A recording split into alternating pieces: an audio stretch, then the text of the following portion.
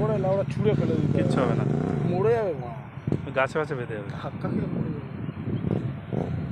পাত পা শিরশির করছে রে, হ্যাঁ নিচের দিকে তাকাচ্ছি যখন।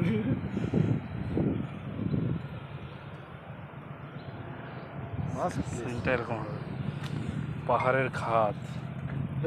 ওরে বাবা,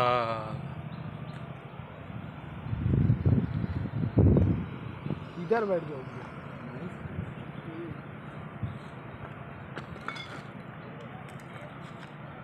ডিকিতে দুটো ইয়ে আনলে ভালো হতো। पैसा भी नहीं ना।